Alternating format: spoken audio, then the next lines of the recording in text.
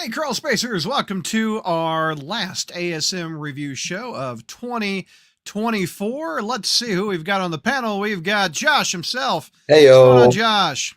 Oh, man, it's been a long day, but I'm excited Long. excited is a strong word, maybe. You're excited to see your friends more than the Yeah, books, yeah, right? that's what it is. What's up? Is that a Rudolph sweatshirt? What are we rocking Yeah, I there? got Rudolph here. Oh, there's a Spider-Man connection on that sweatshirt. Do you know what it is? Yes, oh man, it's the voice of the dentist elf. Yep. Is the Paul voice. Soules is the voice of Yes, Hermie, yeah, who I interviewed shortly before he passed. Great guy. And he yeah. was the 1967 Spider-Man voice actor. So rest in peace, Mr. Souls. Hmm. And we have Christina. What's going on, Christina? Let the torture begin. Yeah. We read these books so you don't have to, ASM fans. Yes, it's these are some books. Yeah, they are published. Yep. They are published. Yes, they are published. But yeah, we're going to talk about 2 issues of ASM tonight. And let's see, where are we streaming? We're streaming on Facebook right now. We're streaming on YouTube. We're streaming on Instagram on the Crawlspace. And just for grins, I will start an hour-long super chat goal. Let's see if we'll do it. And are you game for a Q&A after if we reach a goal? Yeah, I'm down. Post a Sure. Q&A session if we reach our goal. All right, we have started the goal here. There it goes. Okay.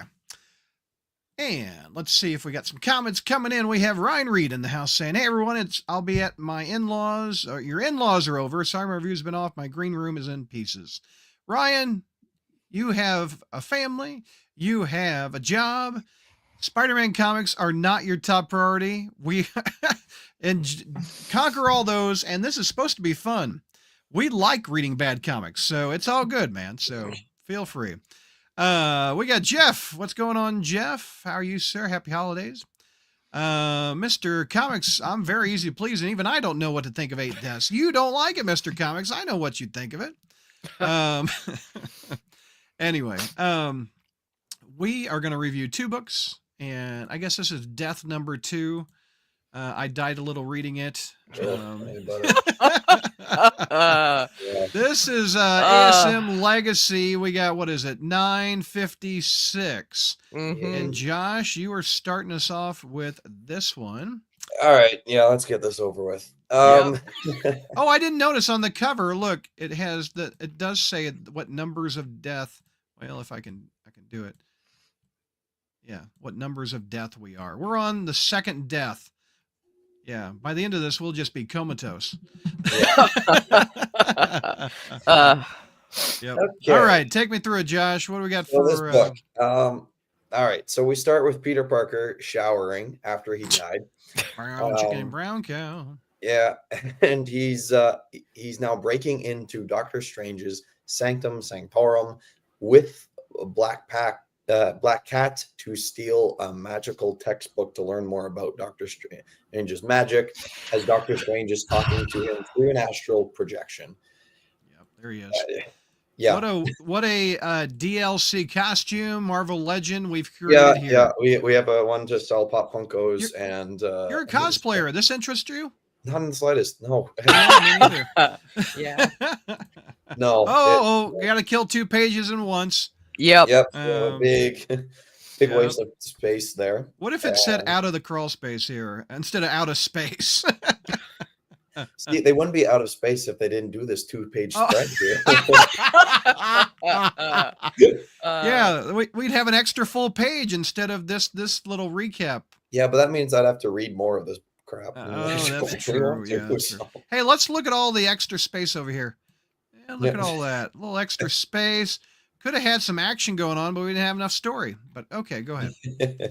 Okay, so after he manages to steal the book, and after an awkward fumble with Black Cat on how she's single again, but Peter never asked her, and it's weird. Like it's just very weird dialogue between the two of them. Like, is she hinting they should get back together? Is she just like, oh, we're just friends, you could have at least asked how my life's going, not just like, hey, can you help me steal something?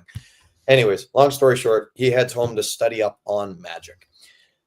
Then there is this incredibly confusing 2 pages of the Crimson Cosmos, where a bunch of red robot monster alien things discuss a bunch of stuff. I'll be honest, I had no idea what was happening through No, these. me neither. It's a bunch of mystic outer space mumbo jumbo crap. Yeah. Long story short, they're trying to. So we have Doctor Strange and astral projection from somewhere doing who knows what. So Doctor Doom is now the Sorcerer Supreme, and he gets Spider-Man to take over for him because Doom doesn't want to do this. So now they're like, we got to fight this bug. So we cut back to Peter as he's eating pizza with Norman Osborn, and Norman Osborn says, "I don't believe in magic." Now this is someone who's seeing the book levitate in front of him. Yeah.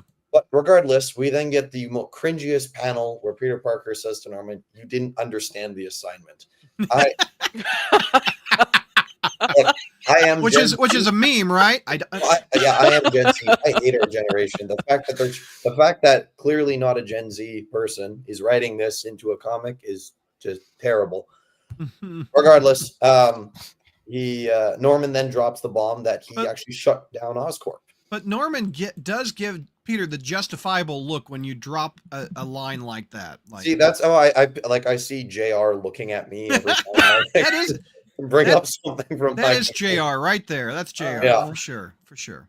But so Peter finds out that Norman shut down Oscorp, and then he realizes, oh, I actually have to go meet Aunt May 3 pizza slices ago, and runs out the door, but woof, is magically transported into this ugly DLC suit again to go fight a giant red alien bug. This bug is kind of made of crimson metal, and it can teleport him and Peter and has a scythe. That's basically all you need to know. The battle lasts way too long than it really needs to, but essentially Peter tricks the bug to shrink really, really small so that it can simultaneously be really, really big because theoretical science. Essentially, there's a thing in quantum physics where if you go fast enough, far enough, and go back the exact same speed, you can time travel and wave yourself goodbye to leaving. You just have to tell the person yourself not to come back, because otherwise there'll be multiple copies of you. Basically, he uses that train of thought into, if I go really, really small, eventually I'll become really, really big, which makes no sense, but sure. So he squashes the bug, but he also squashes himself. So Peter kills himself and the bug and dies, says hi to Agent Coulson, and then comes back to life in the middle of a meeting. Like he just spontaneously. Oh, okay. Hold on. I thought, he died right there. I didn't even notice that. Okay. Yeah. So he's done. He meets death, which is Agent Coulson for some reason, and then is brought back to life again in the middle of meeting with Randy and Shay as they're talking about his photographs / it's also a date because Peter is not great with handling his life. And then apparently there's this demon child thing shows up, and it's the next one of these people he has to fight. To be continued. Oh, let's see the little demon child on a there you go. There she goes. Yeah. Yep. Oh, she's on a toughie, not a huffy. All right. Let's see. Anything going on in the letters pages? I don't see any crawl spacers there. We start out the letters pages with a headstone. Ironic. Hey there. Yeah. 2 pages of letters there. Yeah. Okay. So, Josh, what is your grade on this, sir? D-. D-. Christina? A D. D- for me also. Straight across the board. Chat, if you would like to sound off on what your grade is, we will read it on the show. Let's see. We got Ryan giving it a C. Oh, Mr. Comics, you have a letter in here. Hold on. You got a letter in the letter pages. Let's take a look. How many is that, Mr. Comics? How many have you had in your the letters pages? Oh, he's right there. Gary in the Frozen wraps this up pretty well. Please just give us a fun and entertaining classic Spider-Man story. This ain't it. This ain't it. Jeff gives it a D-. We got a C+. Ryan is a Marvel Mystic nerd. Okay, D- out of Trayvon. We got a D-, only holding it from F because the art is great. Read. He's up to 9 letters. Very good. Or 8. 8 more than I am. I've never been in. I've never written though. So, all right. So we have a D-. We have a Christina. What's on you? What D. do you have? A D, and we have a D- out of me. Josh, let's do the pros. All right, Josh, the Christina. What's what do we got, Josh? Okay, so yeah, I'll admit some of the art is good. There's one part though where Randy looks like he has a mustache at the very end. What I thought was actually just shaved hair. Oh, let's take a look at this. Oh, wow, I could see that. Wow, look at that. He's a evil mustache right there. Look at that. Oh, I okay. can totally see that. Yeah. Wow. Yeah, but I no, must no, ask the you a art for the question. most part is pretty good. Oh yeah, the art is good. I'm noticing a double-page spread right at the top of the last issue and this one, where he's really showing his chops. I mean, there's a lot going on there. Yeah, I may not like what I see. and I will say the page layout for some of the fighting with the bug alien crimson thing, it looks pretty cool. Do you have the lines going across the panel as he's showing different scenes spreading out down to the electrons and whatnot when they're shrinking, and then the fighting in small but also space thing does look pretty cool. It kind of looks like a lot of Kirby, I'd say like a modern version of Kirby's art from way back when. Oh, like this kind of stuff, what you're talking about, like this kind of stuff? Yeah, a little bit after that. Okay. Oh, this kind of stuff, multiple panels. Yeah, and then 2 pages later, I think, where they're kind of in space. In space. Yeah, that stuff. It kind of reminded me of just the metallic, space looking. Yeah, that's not what I want for my Spider-Man, but that's kind of a cool little image. Yeah. Yeah. It's like pointing at Christina. Hold on, or both of you, right there. See, this picture would go so hard if it was like the Watcher or something, but the fact that it would not just Spider-Man. makes no sense. Yeah. Honestly, that's so the art is the only pro for you, Josh? Yeah. Yeah. Christina, what's the only pro? Or you may have multiple ones. What's a pro out of you? Just the art. What we all talked about stuff. Yep. Yeah. The art. Okay. Yeah. Let's see. All right, Josh. Oh, Josh, I thought you had another pro. I thought you liked this panel right here.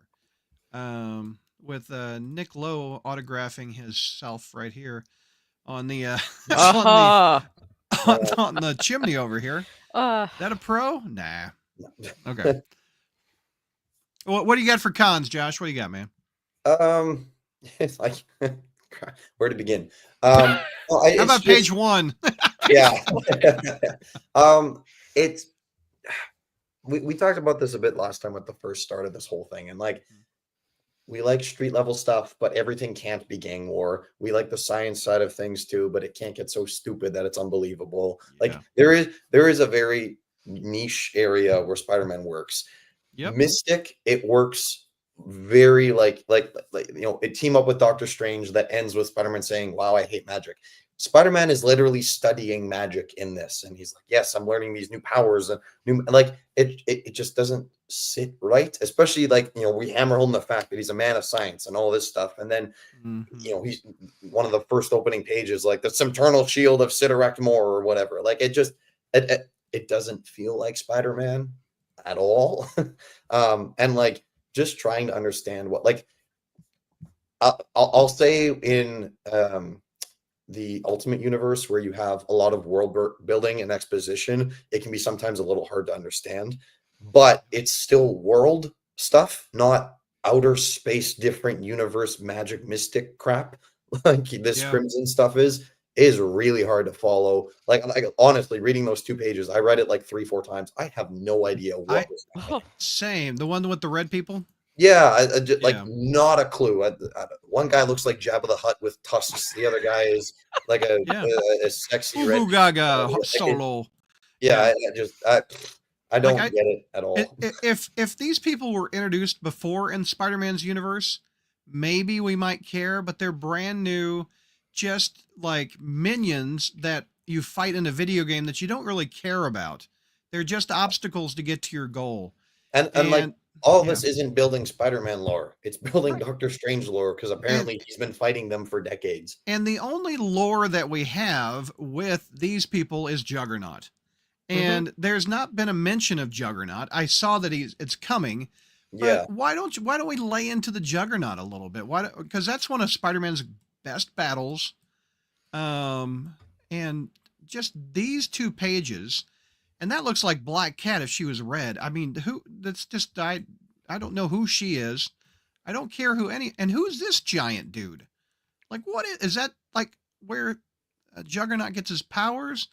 Like, it seems like we're missing several chapters of who these people are and why we care about them. Yeah. You know, there's no exposition about why we care about them. I don't get it. What else you got, Josh? It's always going to be weird having Peter and Norman hang out, eat pizza together. Like, Yeah, it's weird. Yeah. It also like it just I get it. He's trying to like get rid of that part of himself there, but like it still feels like we're trying to like, oh, I need to make up for my past sins. Like, didn't we do this already? And then we still went all through all this over again. And now again, we're getting rid of it, but we all know eventually he'll be Green Goblin again. And like it just there's no progression. Yeah. Yeah, I agree. Anything else you want to vent about? No, I'm good for a bit. Yeah. All right, Christina, your turn. Open the vent. Let the air in. Okay, let's do this. First of all, I don't think any of us care for this story right now.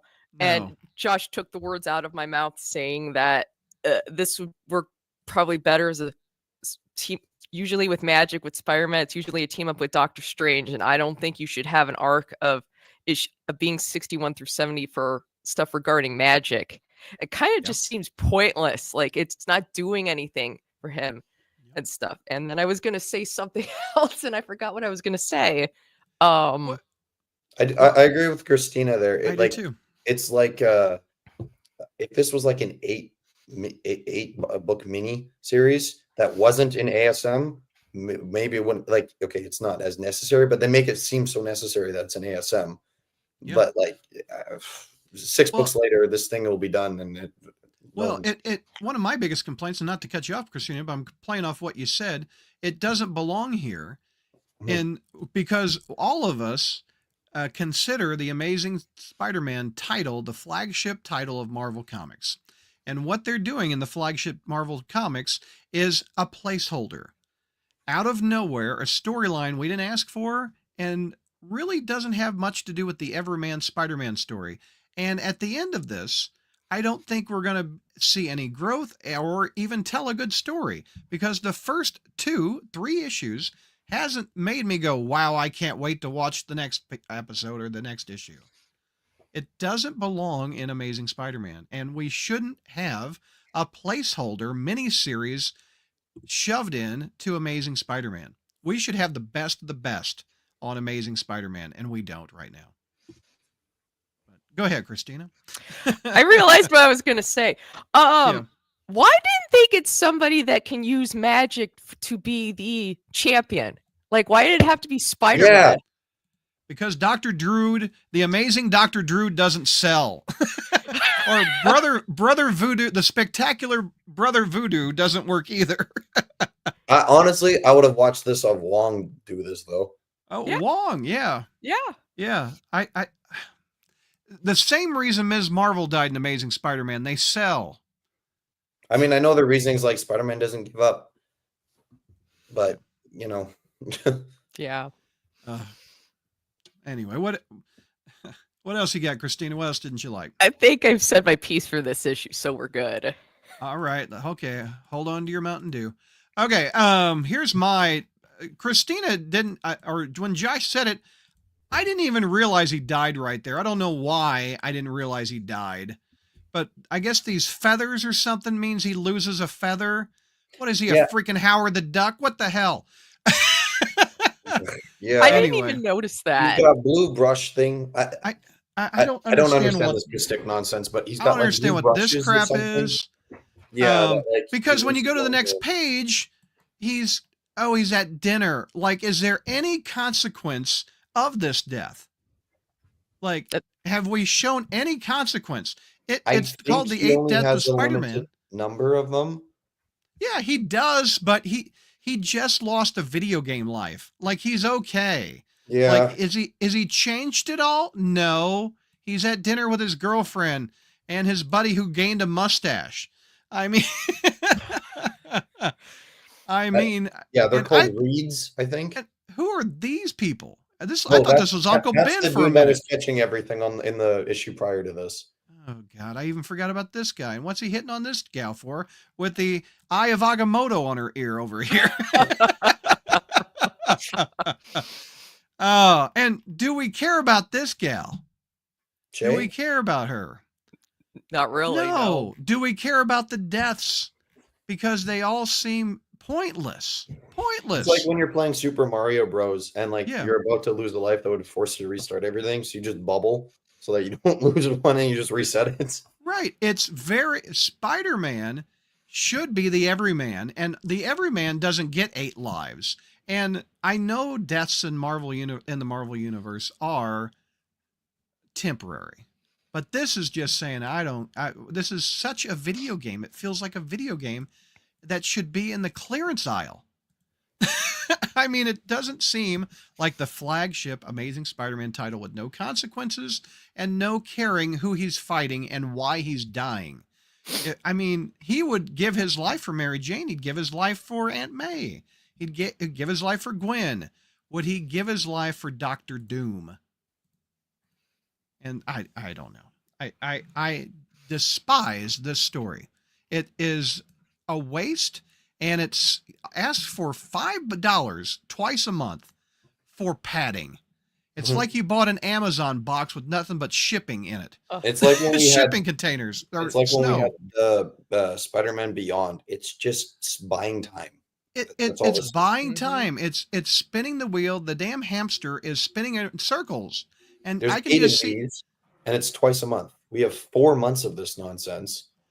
And Just in the buy time. meantime, Nick Lowe and whoever is writing up contracts, trying to entice the next Amazing Spider-Man writer to come, or maybe he has already come and he's that sounds bad. Maybe he's already here. Maybe he is already here and he is writing his 16 issues. Well, wait a minute. No, 24 issues that he's got to do in a year. Maybe he's doing that, or she's doing that. But in the meantime, oh, yeah, Spider Ghost, embrace the dark side of JR. There you go. I don't want to be an old man yelling at snowflakes here. Well, snowflake audio listeners, they're not snowflakes. I have snowflakes falling behind them literally in the video. Anyway, my grade D-. Very disappointed for just so many reasons. This seems very much like the Savage Spider-Man, the non-stop Spider-Man that Joe Kelly put out, where he just kills Spider-Man or makes him physically hurt. Like he transformed in that giant man spider. He dies over and over like a video game. Oh. Any other thoughts on this, guys? Here. We have, let's see. Let's look at chat. Let's see what they're saying. Matt says, Brad, I have heard that in this 8 parts Spider-Man, 8 Deaths of Spider-Man, supposed to have point issues. Yep. Oh gosh. Well, I wish it would have a point because there's nothing in the main issues. I warned you guys.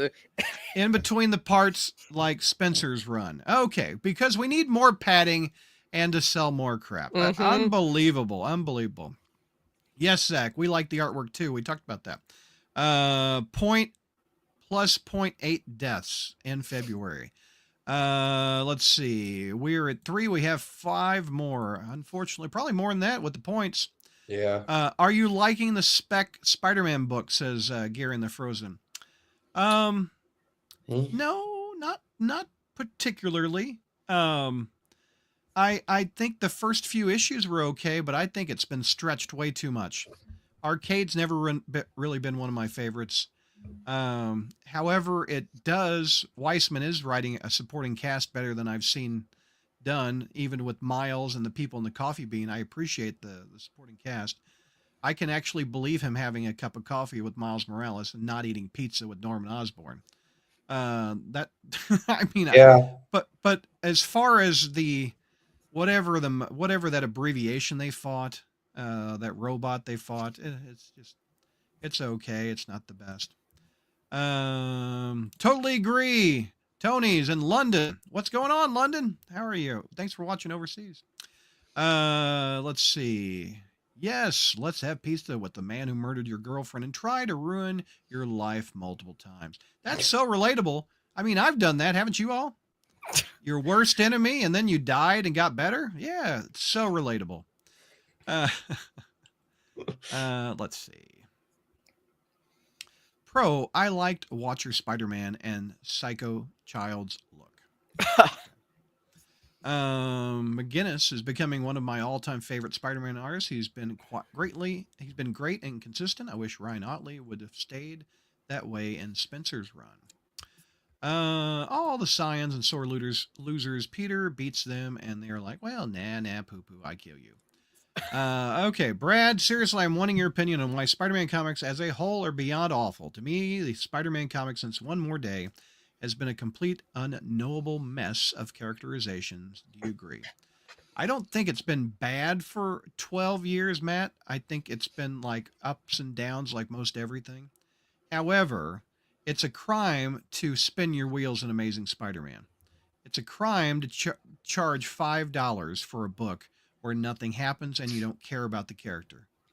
It's a shame, and it shows that I don't know. Are they not worried about longtime people like myself who spent 40 years buying this book? Are they after that elusive young generation 15-year-old that's going to pick up a floppy copy? I like that alliteration. I don't. That floppy copy. You going to get a floppy? Floppy. They're on TikTok, man. They're not buying paper books. They might buy a digital copy, but no. See, I kind of wonder about that because some of these comics there, like that, what was that? It's like the second panel in this where there's a lot going on that page spread where you have Spider-Man holding the shield and stuff like that. Yeah, that looks like it would make a really good first part of a TikTok reel cover, and then someone explains the comic. I feel like that's almost what this has been tailored to. Is like, it shows that as the reel and then explains the comic, and you have the AI voice just reading out what happens in the comic there. It's almost like that's what this is being written to, that like someone can just like scroll through TikTok, get the weekly comic of Spider-Man, and then just keep going. And like, that's it. I don't get it. I really don't. I understand the Marvel Legends aspect. I understand the DLC. I understand why they want him to have a new costume. At this point, doesn't he have a new costume like multiple every year? Yeah. I mean, it's totally for the action figures. It's totally for the DLC. But none of them stick though. Like, it's not like you ever saw a return of the one where he was a streamer during Spencer's run. Like, at least we all know the spider armor look, or we all know the Iron Spider look, or the bombastic Bagman. But none of them are like, any of these new ones are never at that tier where it's like, yes, I love the 8 Deaths of Spider-Man suit. It's like, okay, I see what you're I just don't get it. I mean, I get it, but I don't like it, I guess is Yeah. Let's see. Spider Ghost says, I'm glad I decided to stick to hunting Amazing Spider-Man back. You should just listen to you guys' reviews on the modern stuff. Hey, we read the books we read and buy the books you don't have to. Zach says 65-point death. 65 and 66 in February. Yeah, so we're getting one extra, and I think it's an X-Men crossover or something. Oh, great. Yay. Yeah. Well, actually, there's 63 point coming out in January too. So Oh, great. What is the point? To make more money. yeah. Raven Clash Studios, what's going on? Welcome. I haven't seen you in here before, I don't think, but welcome to our stream. Okay, chat, if you don't have anything else, I think, Christina, I think it's time for you to take on the next issue. Let me pull it up for us. And let's see. Does this one get better? Depends on your point of view, I guess. Well, we have a new writer. It's not Joe Kelly. We have a female writer. Yep. Ireland. Yep. Yep. Okay, so take me through this one. We These two jokers are on the cover. Yep. I think we see them later on. Anyway, we open in the past in Queens where Uncle Ben is teaching Peter how to ride his bike. And we see the demon girl on the last panel realizing that this is their champion that they're having to fight. And then we have a 2-page spread of Jeez. Yep, 2 pages again. Well, that's appropriate because this story's tick, tick, boom. Tick, tick, boom. It's crap. Okay, go ahead. Keep going. Oh, by the way, here's the... we have a new writer and we have a new artist. Never on Amazing, I don't think. Yeah. But there you go. Okay. So now we open back in the present where Peter's with Randy and Shay, and the demon girl's gonna take Peter basically through time. She's basically deals with the thread of Teridium, however you say that. And so and then he realizes that she has his bike that he was on. And so we're at the point where Uncle Ben's about to be shot and Peter's trying to see if he can get in there to help, and obviously he can't. And so they're going to take some more trips, and then he suits up, and so he's seeing the death of Gwen from the Goblin, and he's trying to basically beat the crap out of the demon girl, and he can't get to her in time. So he then right then and there, she teleports him to another part of his life. This is where he's in the church and the Venom symbiote's getting ready to leave him. And so then she cuts to a few minutes later where Eddie Brock's about to get the symbiote. And so she's trying to see where they're going to end up. And so now we're in the place where George Stacy saves that kid. And so she's saying that this is predictable and so boring with everything going on in Peter's life. And Peter's also, as he's going through all this time, it's basically tearing his gut apart and ripping him apart from the inside. And so then we see a couple more flashbacks of Kraven getting ready to shoot himself. The box office phenomenon known as Kraven the Hunter, right there. Oh Perfect timing. Perfect timing. And then we see a panel of the future, and then we see the Sin Eater down below. And then Demon Girl takes him to the very beginning where the killer's gonna get away, lets him get away. And then she tells him that he fails every time and it's pathetic. And then she gets a surprise where Spider-Man in his red and blue suit from the past ends up punching her. And so he's like, you don't have you have a time paradox past me. I think he switched bodies. He used his brain. He was able to realize he could go into his past self, is what it looks like. Telling him he has... What is she wearing? And is she moving him? What? Nothing G-rated. It's yeah. Spider-Man's like dead ass is exposed. Well, he's talking. Good Lord. He's talking to his younger self in his current body and stuff. And so she wakes up. She's like, "You insignificant speck.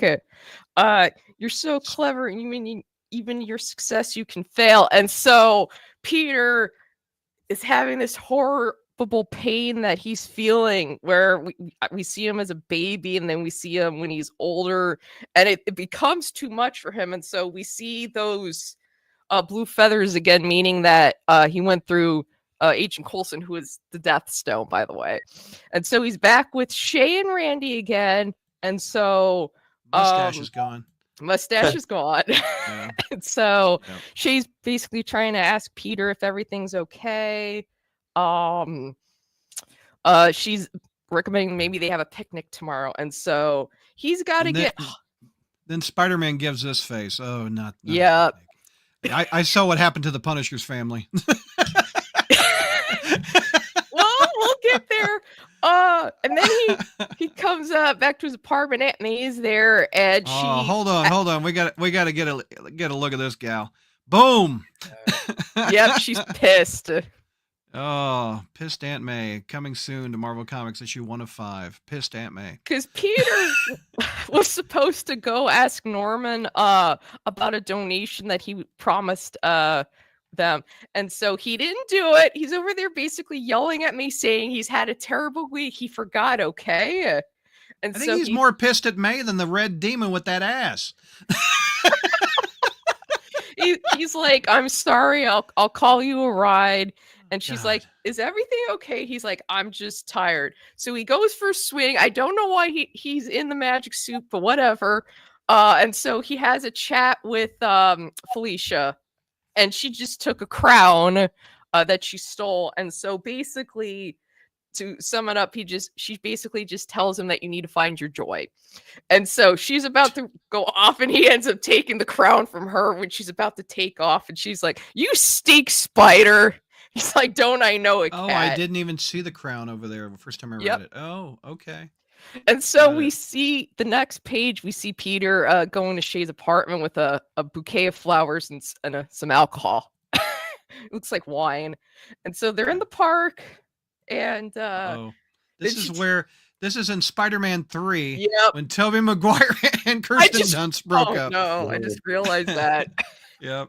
All right. Then she's over there telling Peter's story about a female inmate that had attacked another one. She chose to stay where she was working and not to focus on her fear. And then we see those two demon people that we saw on the cover. They're called the Scions of Sidorak, but who cares? So crap. They're pulling their best cane and watching. Yeah. Yep. It's because they're trying to say that they're trying to study him more because they don't understand Peter Parker just yet, and he's about to smooch with Shay. And then we get to the last page where they're with the X-Men in Alaska, and Juggernaut just crapped his pants. Look. Yeah, he's playing video games. Nothing can stop this movement. No. And then he's saying he has to prepare, and then Magic's like, prepare for what? And more bad comics. That's where we end up, and that's the end of the issue. Well, at least we now have brought Juggernaut in, who deals with this Sidorak crap. Yep. I'll pull a line from Brad. Refresh me. How is this connected with Juggernaut? That's a good line. Well, he got the powers from that guy that looks like he's sitting on the throne, that giant red guy. But that's what makes him cool, in my opinion, is he's just unstoppable and he's a badass. Like and Spider-Man fighting him. But I don't really care about his origin story. It's mystical. And he has a special helmet that anyway, and he's Charles Xavier's stepbrother. Anyway, I don't care about his origin. What's funny is he's not even a mutant, and he's over there hanging out with mutants. Because apparently he's part of the X-Men now. So yeah. And letter pages. Do we have any Crawlspacers in here? We got Italy represented, and Japan. We have. Let's see. We have London. We have Gabriel and Godwin. So, if you are in chat, any of you letter writers, will sound off. All right. So let's go around the horn. Christina, what is your grade for this one? Okay. I like this one a little better, but the story is still crap. But I bumped it up to a C+.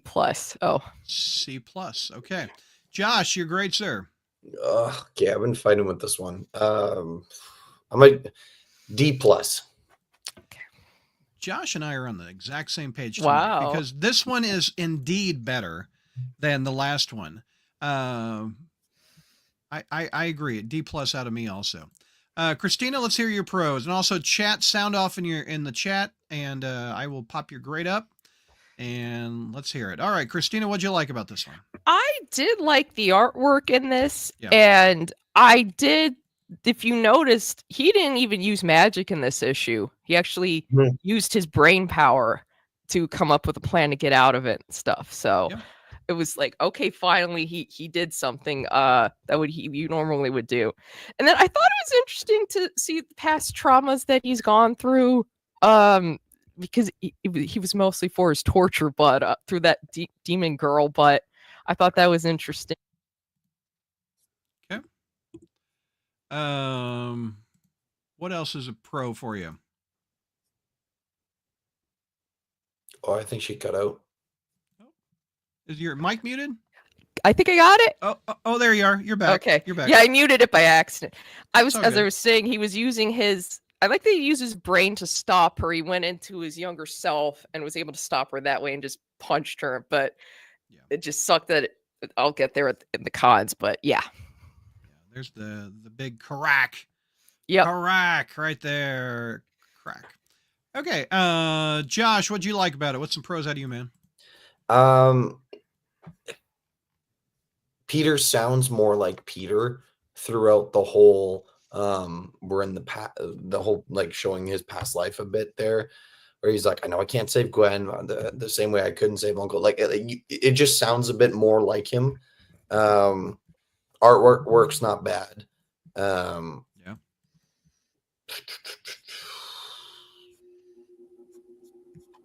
Yeah, no, that's again. There seems to be the artwork's not bad on both issues.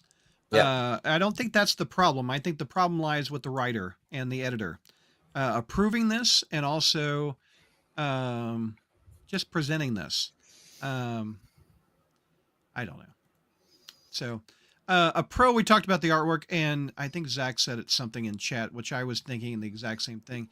It has a very, very Mike Wieringo art, in my opinion. What really stood out to me when I'm like, oh, this looks so familiar, was this panel right here.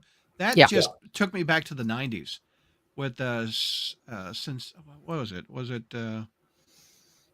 Sensational Spider-Man, I think is what Ringo was on.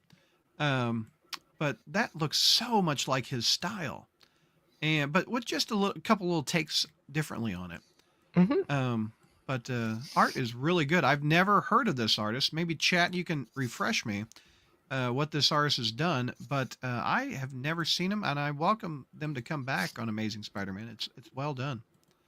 So, I don't think I have any other pros.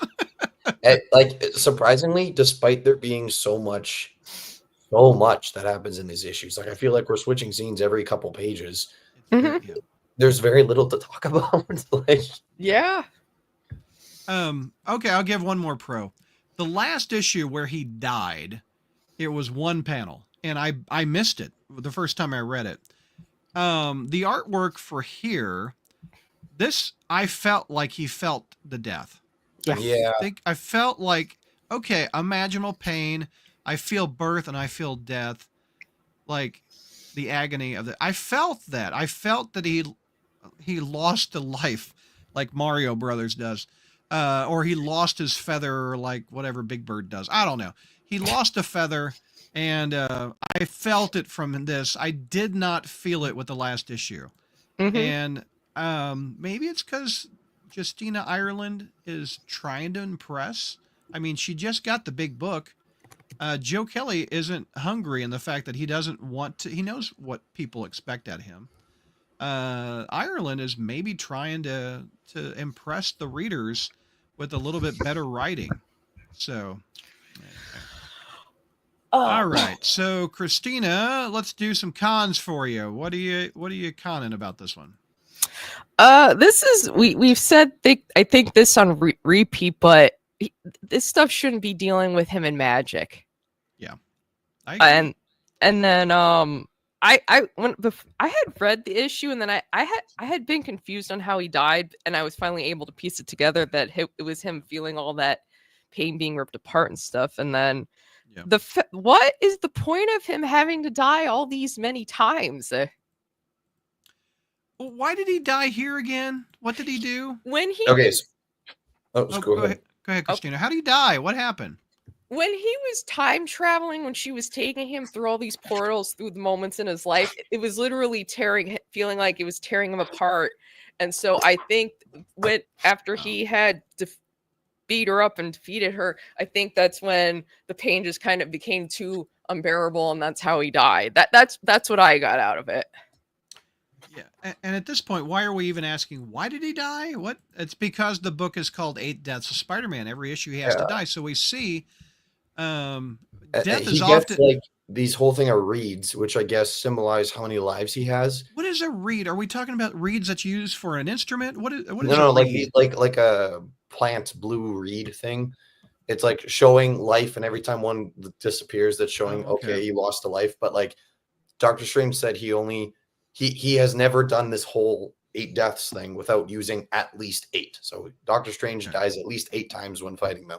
Peter's gonna die at least 8 times. And in fiction or in books, etc., death is used often as a moment of silence, a ending, a shock, if you will. That's why Marvel has used death so often to get invoke an emotion, and invoke an emotion of tragedy. Oh man, I can't. We're still talking about Gwen's death. I mean, we're still talking about that. A man's died 3 times. We don't give a damn. None of us know this isn't real. Well, I mean, it's comic books, but you know what? We know it's not going to stick. Yeah. We don't care about the deaths. We don't care. I don't care, and you two have said you don't really care about these villains. So what's the point? Why are we? The point is to stretch this damn thing. Is what? Yeah, this is all just padding. That's it. There's no emotional connection to these deaths. Granted, this issue showed it a little better visually. I wasn't confused. But that's the biggest con is I don't care about a character I've been reading for 40 years because I know it's not real. It's not going to impact him. The issues are going to come out. There's no stakes in the game. Even he realizes he's got 8 lives to get through. So, all right. Christina, you got some more cons, or we haven't heard Josh's yet. So. We'll go ahead and get to Josh. So, if you have more, go ahead. It's your book to review on this one. I was just gonna say I do agree with you that I do believe Justina Ireland is trying. She comes from Star Wars, and so I like a lot of her stuff over there. And she did write Star Wars comics. She's done books and comics. Oh, nice. Okay. And she did do the ASM Blood Hunt tie-in issues, and I liked those. So yeah, I didn't read those, but I remember you review them on Sats, and I thought you said they were pretty good. All right, Josh, what's your cons? What's con for you, sir? Okay, actually, I'll start with one pro, just to lighten it a bit first. I did like that Peter didn't use magic, he used his brain. That's his best superpower. He even says that. I like that he used that there. Cons. I thought there was 2 demons in this at first. Didn't realize that the little girl turns into the woman and back again. She does? Yeah. No, that's the little girl at the beginning becomes the one wearing like the leather sex stuff. Yeah. No. Yeah. Yes. Yeah. Well, where does that happen? Like, okay, right she is down here. And then the next page. Poof. Yeah. Oh. Yes, they're going through time is when it happens. Okay. No, missed that. Missed that a lot. Yeah. Yeah. So that was the first one. Wow. And like, from what I was gathering while reading this, it sounds like he just has to punch this woman. Like he just has to hit her in order to continue. He just can't lose focus. And so she keeps bringing him like a bunch of this, which is just a weird, I don't know. It's just hit me once and well, it's a final boss. Hit him one time if you can touch him. Isn't that the way it was with the end of Super Mario Brothers, the first one? As long as you hit Bowser one time, he's dead. I mean, it's video games. It's so video games.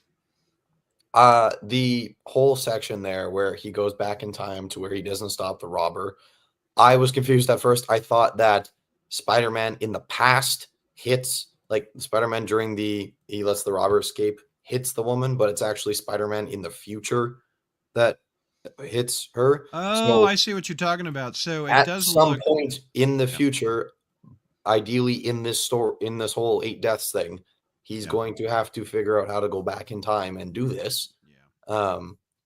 But yeah, I like it. Like this book is slightly better, and I think the different writer helped with it. But it's still a garbage plot that she had to write It in. is. Mhm. So yeah, it's still not great. Yeah, and the whole like, oh, we're gonna go out on a nice date, and let's just forget about our troubles of the world. Let me start talking about this terrible inmate I once had that gave me nightmares for a month. Okay, Yeah. let's go back to like it just. Hey, oh, if you're gonna sweet talk me. Yeah. Hey, one con I had when I was reading it, if you remember television shows where they had to produce like 24 episodes a season.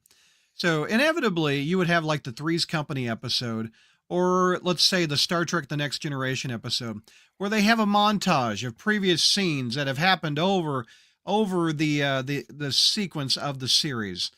They did that so they didn't have to make a new episode. Mhm. They could record little bits and then just plug in stuff to fill to hit their 24 count of episodes. I imagine you've seen it. Yeah, that was the first Prince a lot. And this reeked of, hey, let's do a best of, because how many pages did we have? The Burglar. We had Venom. We had Captain Stacy. So Yeah, the Sin writer Eater. didn't really have to do much. They're playing off the old memories of stuff, and it pads out the story a little bit, because Spider-Man has already seen these events. I've seen these events. You've seen these events. And we've Granted, seen this happen multiple times where they multiple go through times. We're some or playing off the whatever. guilt of that, and it's just padding. It really felt like even more padding on top of padding. Mhm. It's like I got an Amazon box filled with Yeah, it's snow maximum inside of padding. an Amazon box filled with snow. Like there's nothing there. There's no. You take a bite of this burger. There's no meat. And the only bun you saw was that gal's butt. I mean seriously. Unbelievable. I swear to goodness. All right. Anything else? Christina or Josh, any more comments on this? Peter wears a Captain America shirt. I like that. Oh, when he he's a does. kid. Oh, that is true with Uncle Ben. Although I don't think I'd be able to, if Peter's 29 or something ish. I don't think in 7 years' time I'll be able to recognize my bike from when I'm 13. I had a BMX bike, I think is what I had. And I would remember mine. I did not have the Spider-Man bike that I wanted. I don't think I could ever find that. So, all right, we got, let's see. Cause and effect from TNG is proving your point. Yeah, remember when Riker was in sickbay and reliving all season 1 and padding out season 2? Exactly what I was talking about, Matt. Television shows pad out their episode count by having a flashback episode. They do it all the time. I used to always hate it. That's never their best episode. It's a rerun wrapped in a rerun. Let's see. Did we do grades on this one? We did. Yeah. We did? Okay. Yep. Matt says, Brad did the Crawlspace review Spider-Man Black Suit and Blood on the mini-series. So far, we're up to 4 issues written by this Ireland writer, just so you're aware of. Yeah, on Patreon, we did. I'm not sure we interviewed the most latest one, but we've definitely reviewed Black Suit and Blood. Did you two review this one? I did. You did. Okay, yeah. Mm-hmm. And you probably liked Ireland's story in that. I don't remember which one it was. Do you remember? I'd have to go back and look. I know I liked them. I gave them A's throughout. So yeah. She's not a bad writer. I'm kind of digging what she's got. So anyway, let's see. We have Jeff gave it a C. Thought Celsius was an interesting villain, but another sore loser. You beat me, die now. Raven Clash says it's an F. I just got here, but I'd give it a D. You're generous, JP. What are we grading? The second issue. Okay. We got some development with Shay. She still comes across as a generic love interest who loves to talk about mental patients. Oh, I added that last part, Jeff. Zach liked the pep talk and the black cat. Brad, don't you think Joe Kelly and Zeb Wells are worse than Slott? Well, I'll play devil's advocate here. Yeah, go I ahead. think that everyone's got better and worse issues than each. Like, you know, we read some of this stuff and it's like, this is brutal, man. But like some of Slott's stuff was worse. Some of Slott's stuff was better, though. I'll definitely give you that. Like, it just seems like all of these are writers that we're getting, for the most part, are just average. There's not a lot of highs. The highs are usually an average, and the lows hit really hard. Well, I will say Superior Spider-Man is better than this. I'll give you that one. I will say, what's Slott's one where everybody got spider powers in Spider New Island. York? Spider Island. That was better than this. Yeah. So yes, Joe Kelly wrote one good story with Spider-Man that I like, and it was either the last time he saw Gwen, or no, it was the homecoming dance. No, the something. Help me out, chat. You would know this. It's in Web Spinners. Well, It was a Joe Kelly. He also wrote the Spider-Man Deadpool comic that I really liked. Yeah, and that was good, even though they teased Mephisto and Mephisto. Yeah. Anyway, never got to it. But I don't know. I agree. They've all had good issues, but this has been a streak of bad Joe Kelly. And Joe Kelly's nonstop Spider-Man / Savage Spider-Man was really, really bad. And it's that was his? that. Yeah, that was his. Oh, Remember when he turned into the man thing? that was the brutal. man spider. Yeah, and they're Yeah. fighting like Poor Kelly had to review that on satellites on Patreon. Yeah. Ryan says Spider-Man the End just needs to be written by JMS at this point. Yeah, I could see he's going to write Spider-Man again soon. Raven Clash says it doesn't feel like the current Amazing Spider-Man comics have a clear path or idea for the futures they want to tell. They have an idea what they want to do. They want to keep a Spider-Man at a certain age, single, and not much progression is what I've seen. We don't want much change to Spider-Man that will affect him. I don't know.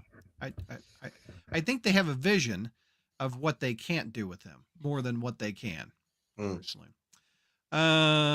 Peter basically takes a shower and dies again. That's there. Ryan wrote his summary pretty well. Yep. Gleb drew for Superman and Robin when he was at DC. Okay, so maybe he came over here to Marvel, and let's keep him. I like him. Mary, what's up, Mary? Death and coming back can make someone lose their minds. Look at Ben Reilly, but the issues seem not to really deal with that for Peter. Made me lose my mind, Mary, so maybe I died reading this issue. How many of these do I have left? Evidently, I'm going to die point whatever after reading this. Yeah, I can see. I think we've suffered more pain than Spider-Man did reading these issues. Mary goes, Slott's Parker Industries plot was unreadable. Yeah, but at least I understood who the hell he was fighting. Yeah, and it's like JR usually says about that too. He was fighting. Who was he fighting? It was who was the villain of that thing? It was at least I can remember. Scorpio. Remember, he was fighting Scorpio, but that's not Mystic and stuff. Again, and Parker Industries is better than this. I'll give him that. JR makes a good point about that, how it was an interesting idea. If someone was always broke like Peter, all of a sudden had a ton of money, but it just played out bad. Exactly. Let's see. He wrote the one with Rhino's wife, is what Zach says. Okay, I kind of remember that in Web Spinners, but I'm trying to think of the. He's gonna be it's a dance. It's a Gwen Stacy dance in Web Spinners. That he wrote. I can't think of it, but help me out, chat. Gary says, when is JMS coming back to write Spider-Man? I think JMS has already said he can't handle 24 issues a year. I think I saw that on his Twitter. He is coming back to write Spider-Man, though, Gary. He's doing a one-shot where he teams up Marvel heroes with various weird people. Spider-Man didn't get the weird people. It's a Spider-Man Doc Ock team-up. I think the current issue that JMS is releasing is Doctor Doom and Rocket Raccoon is the weird team-ups. So you can and there's a Captain America, and who's the guy that likes to eat? That's the big guy with Thor. Volstork. Volstagg. What is Volstagg? it? Volstagg. It's a Captain Volstagg. America Volstagg two-parter.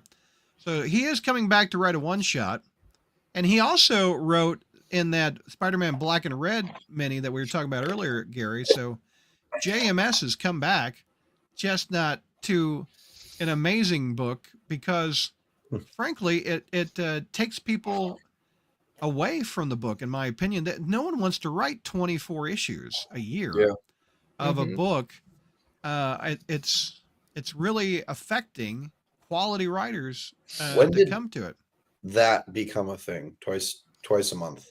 Well, Brand New Day started with 3 times a month, and Right. then they lowered it when Slot came on full time to 2 times a month. And it's just the mass production. I mean, the 2 times a month goes back to the 1990s. In the summer, they used to release 2 issues a month. Just the summer. Just the summer. And Right. one of the first times I remember it was the Assassin's Nation plot with McFarlane and Michelini. They often had like a 6-parter. They still collect this stuff. They had the one where the Assassination plot. What else did they have? They had the Return of the Sinister Six with Eric Larson and Michelini. They also did, what was that one with Darkhawk and Night Thrasher and a whole bunch. Anyway, they've been doing this for 30 plus years, and they saw that they can double the sales by doing it twice a month, but at the compromise of a writer that gets burnt out very quickly. So, as seen by, we've gone through Wells and Spencer within 5 years. Mhm. So, let's see. I still have to read the issue you're reviewing right now, but a question: did you see the Thing on Marvel Comics in last month's titles? By the way, what does that mean? I don't know the Thing. Or that we had some Thing variant covers that are coming out. I think I saw Alex Savick did one, so I'm not quite sure what you're talking about, Matt. Let's see. Bring on Donnie Cates and Ryan Stegman to do ASM and make everyone semi-happy. I agree with Stegman for sure. I'll take Stegman's good. Donnie Cates and his Hulk, man. Oof. Oof. He's the one that made the Hulk the Starship Enterprise, and Banner was the captain. That was not good. His Venom was okay, though. Right. There was one point during Spider-Man Beyond where I think was it Gleason that wrote the issue of like Spider-Man trying to get back into his mojo back, being trained by Captain America and Black Cat.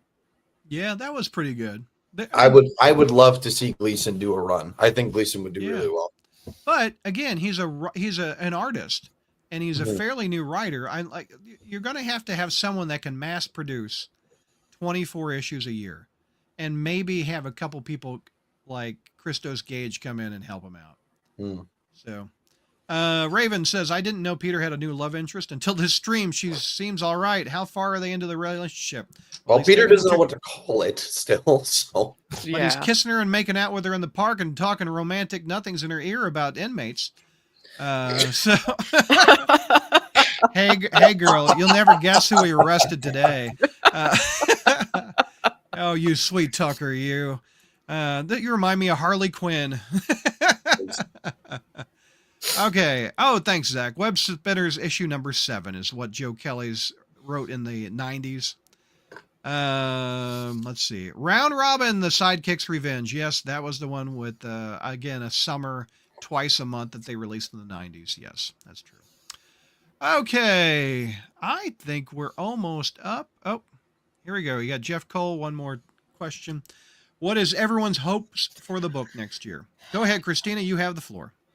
Well, the good news is Paul and Mary Jane aren't in these books. They're actually in the all new Venom books, so we don't have them in this. Yes, exactly. But I'm hoping we'll find out soon who's going to actually be writing the next arc and how long they're going to be on for. So 2 years. It seems like that's the expiration date. Yeah. They're like a gallon of milk. So we'll You have got to to, throw them out after a little bit, or they so quit. we'll have to see Yeah. how that goes from there. So Yeah. Josh, what's your hopes for Spider-Man? Go. Okay, so we are. Did you just throw up in your mouth? What was that? Yeah, that's my thoughts. Yeah. No, we are what 42 more issues until Spider-Man 1000, which means roughly we have 2 years until we get Spider-Man 1000, where JR stops reading the book, and I think a lot of people will stop reading the book. I think a lot of people have stopped reading the book during this. Yeah, and I think a lot of people will just kind of stop collecting it after, like, cool, I did the 1,000 issues, whatever, like, done. I worry that they're going to do a lot more of best of issues recapping the last 1,000 issues of Spider-Man. That, like, there won't actually be a story if we have those like 2-year like skips or whatever. Like, it might mean that the next writer is going to be the writer that does the next the writes Amazing Spider-Man 1000. And I don't know if in the next 43 issues we'll get to a point that we might actually be happy with. In my opinion, I think you'll have 2 writers between now and issue 1000. I think you're going to have the new guy or the new gal that comes in. They'll write a year, maybe a year and a half, and then the next person will write a year and a half. And then probably their last issue will be 1000. What do you think? I think that's the Probably the way it's been. It's the way And it's Amazing been. Spider-Man 1000 is going to be sold for $50 each, and it'll have like 1,000 pages in it with just a bunch of padding BS nonsense useless. 1000, they will charge $20 for it. Let's call it now. And they will pull out the desk drawer of every extra Spider-Man story that's ever been in the drawer since 1962. Including the ones that could have easily just been written on a napkin. It's got like 6 panels in it. Yes, anytime anyone wrote a Spider-Man story will be shoved in that thing like a sausage. And they will release 1,000 pages for $1,000. I don't know. What do you got? Like, it just hurts knowing that, okay, we are 43 issues away. We are slowly approaching within the next 2 years. Yeah. Before I turn 25, we're going to have Amazing Spider-Man 1000. Yeah. And I don't see it getting, I see it being like this. It's just going to be padded out until we get there. Don't you think in the next year we'll have 2 new number 1s, but for 1000?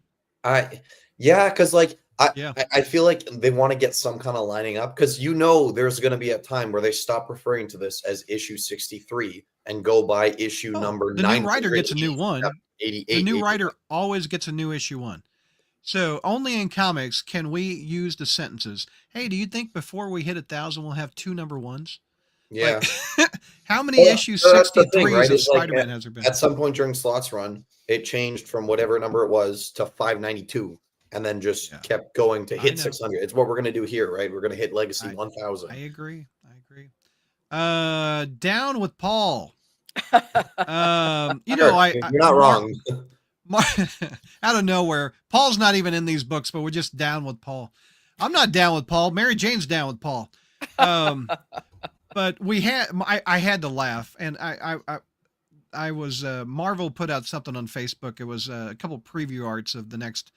When Spider-Man dies, evidently Spider-Man gets a Juggernaut suit. Oh, and I made the mistake of going down in the comment section, and one of the comments was, "Can we just make Paul Mephisto? And he's been messing with Peter and Mary Jane's marriage this whole time. Can Paul be Mephisto?" And I thought, well, by God, that wouldn't be that bad. I mean, that's pretty good. Mephisto set up Paul. How about that? I just don't think they think that far ahead. Mary, hey Brad, what are your thoughts on the current Hulk stuff? Will you pick up the Red Hulk series? Yes, I will pick up the Red Hulk series. I like Red Hulk. Jeff Loeb's Red Hulk back in the day was a pretty good book. I enjoyed that. As far as the current stuff, I had a little bit of hope going into this one. I liked Immortal Hulk not as much as the other people. I liked those Alex Ross covers. I thought Ewing did a few cool things with the Hulk there. And then who was that writer that Donny Cates, who we just talked about? He had the Hulk as the Enterprise and Banner as Captain Kirk. Give me more power, tick me off, fuel the beast. Anyway, I've said it before on this show. That was the worst Hulk run of all time, Donny Cates. So it did get better with this new writer, and his name escapes me. But I don't care for the Hulk to be a horror book. Ghost Rider, in my opinion, is a horror book. It's Morbid Time is a horror book. The movie we're going to see tomorrow is a horror movie. I'm just kidding. But the Hulk, in my opinion, I like the dealing with anger, and I like with the good and giving into the anger and doing good with the anger, like saving people or fighting villains, etc. This he's all in on the horror Hulk, and I'm not into that as much as I guess some other fans. But it's better than the previous run. I am ready for a new writer, Mary. I'm ready, and I've not had a good writer on the Hulk since Ewing with the Immortal Hulk. So, let's see. Random question for Brad. What's the story behind Spider-Man 1 from 1990? The McFarlane Run Premium Edition. I recently learned of it. Do you know much about it or another variant this time? Okay, I do know the history of this, Gary. So, Spider-Man number 1 by Todd McFarlane sold more copies than any Spider-Man book ever, at least until Jim Lee came along with the X-Men. As a thank you, the editors wanted to thank the comic shops for making it the most sold book of all time, Spider-Man, and the biggest selling Spider-Man, or biggest comic in years. Comics didn't sell 1 million copies for a long time. So they printed up another Spider-Man variant. Again, if you were back collecting in the 90s, and I don't think you guys were. No. How old were you in 1990? I wasn't born yet. I was in high school. So they had the silver variant. They had the gold variant. They had the barcode variant. They had the green variant. They put all those in bags. Those were variants. The variant was the platinum variant, and you could only get it if you were a retailer, and Marvel mailed it to you. And Marvel retailers sold that thing just like variants are now. Marvel prints up, if you order X amount, they send you a copy, and the store can make money by selling this one book for a lot of money. And hence why the platinum goes for sale on eBay for hundreds of dollars now. It also has a little certificate of, hey, thanks for making this the biggest selling book of all freaking time. I think it has a cardstock copy. I don't actually own it. And on the back, instead of the ad, it has a little McFarlane Spider-Man on it. I'd like a copy of it, but I'm not going to spend hundreds of dollars on it. It's the exact same interiors as what I found out. Quick side story. I did a fundraiser for the Children's Hospital here in Winnipeg at a comic book sale. And they had some of those issues there, a gold one and a silver one and stuff like that. And I managed to help raise more money by explaining to everyone the history of that. Oh yeah. And then like everyone bought one because they had because there were so many of these things that were sold, and they just get donated there. They had probably 15, 20 of each, the gold, the silver, all these ones there. And they were all of them sold. They were like, oh yeah, that's when I was like, yeah, Tom McFarlane wrote the story about me because he dressed as Spider-Man in it. But and oh yeah, they were worth a ton of money back then. Everyone thought it was going to be super huge, and you got this whole thing, and they're like, oh cool. Yeah. I ordered 10 copies of each. Not the bagged ones, because the bagged ones cost more, but I ordered 10 copies of the green cover, 10 copies of the silver cover, 10 copies of the gold. And in the back of Comic Buyer's Guide, which was the newspaper, which is pre-internet, Todd McFarlane put out an ad, And he goes, if you would like autographed copies of Spider-Man #1, send it to the Spider's Web. I think it's in New Jersey. He'll autograph it and he'll mail it back to you. And you got a certificate of authenticity. I still have it. He put a Spiderweb stamp on the very back. It's in red. It's a circular little thing. I have, I think, 5 copies each of those. Autographed Todd McFarlane. Yep. Wow. Let's see. Tim J. Baker says, here's a little late. What does everyone think of 2025's Godzilla versus the Marvel Universe? That's a thing? That is a thing. Just announced a couple days ago. Avengers versus Godzilla. Yep. Sure. Yep. I'm game. I like that better than Kong. Let's see. The good old days, Brad. Just announced a couple days ago, John Romita Jr. is named as one of the artists on the Godzilla. I'm down. JRJR's in it. So, all right. I think Spider-Man versus the Predator. Oh yeah, Spider-Man versus the Predator sounds pretty good too. I'm down. Oh, I'm down. Yeah. I thought the Wolverine versus the Predator was good too. I thought that was pretty cool. So, all right, I got a couple plugging to do. Let me show you what we're coming up next on the Crawlspace. We have more shows before the end of the year. What we're doing tomorrow, which is Saturday, December 14th, is our annual gift exchange. If you're not familiar with that show, we've done this for several years. It's where we buy, quote unquote, Spider-Man gifts for each other. And the funnier, the better. Bring the funny is what I always say. Bring the funny on these. One time I sent Neil to someplace in South Dakota or wherever it was as a gift to learn how to climb like Spider-Man. Anyway, we're going to bring the funny tomorrow. That show starts at 8 o'clock, right, Josh? You needed it to start 8?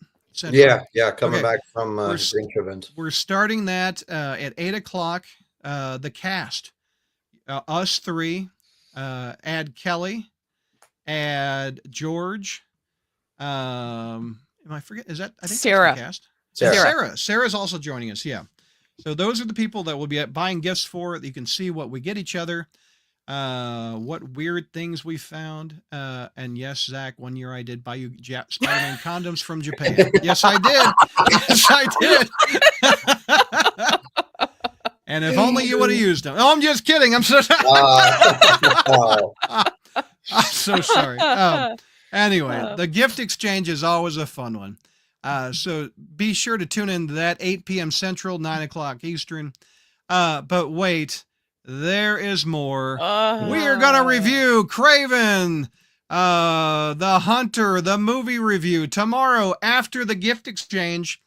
I've got tickets for a 12:45 afternoon matinee with me and some guys that can't bring their wives either to the show. Josh, when's your tickets? When are you going to go see this movie, man? No, Brooklyn and I saw it yesterday. Yeah. Oh my gosh, you've already seen it. Okay. Oh. Nice. Speaking of Brooklyn, Josh's girlfriend, she is going to join the panel and give her thoughts on this movie. I feel so bad for saying this. I'm pretty sure she has watched more Sony Spider-Man adjacent films than actual Spider-Man movies together right now. You evil man. Because we're working our way through everything since Howard the Duck onwards. And wow. I think we're at Punisher right now. Dolph Lundgren? Whatever the 2000. Thomas Jane? No, Thomas Jane. Yeah. Don't forget Dolph Lundgren. He did the 88 one where there's no Punisher skull on him. You know, the Russian from Rocky IV. Go back to that one. I also forgot to do the Captain America with the rubber ears one. Oh, yeah, that one's rough too. But yeah, so we actually haven't even watched Spider-Man 2 yet. But like, she's wow. Venom 3 and now Kraven the Hunter. Wow. And yeah. Did she have any idea who Kraven was before? No, I had to explain. I always try to he's a hunter. He's like, this thing, and then quick spoiler for tomorrow's episode. She's like, I don't get why he's a hunt. Well, this isn't really he's supposed to be like an actual hunter and hunts animals, Yeah. the big game, all this stuff. She goes, "Oh, that made that movie so much worse then." Oops. Well, I think we know what Josh's and Brooklyn's review is going to be Uh-oh. tomorrow night. Christina, when are you going to see it? 12:30. I'm on my own, and luckily I didn't have to pay for it. Oh, how'd you get that? I got a free movie ticket because I had enough points, and I was able to get nice. a free movie ticket, so I don't And have to pay for it. I still think you spent too much. Yeah, you still I'm going to see Craven tomorrow, 12:45 matinee.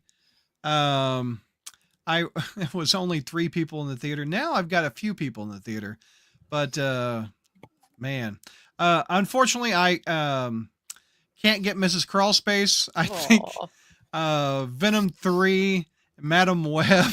Aw. She's like, yeah, I got some work to do around the house, and I'm like, it's okay. I you know, it's my gift to you of not having to go with me. Plus, you know, anyway, that show is going to. I'm guesstimating that the gift exchange is 2 hours. Craven, our review of that show will be on at 10 p.m. Central. We'll go a little. I told the folks I don't think we'll go more than an hour of hatred. So yeah. So hopefully you can watch our review of Craven, and I think that will be our last live stream of 2024.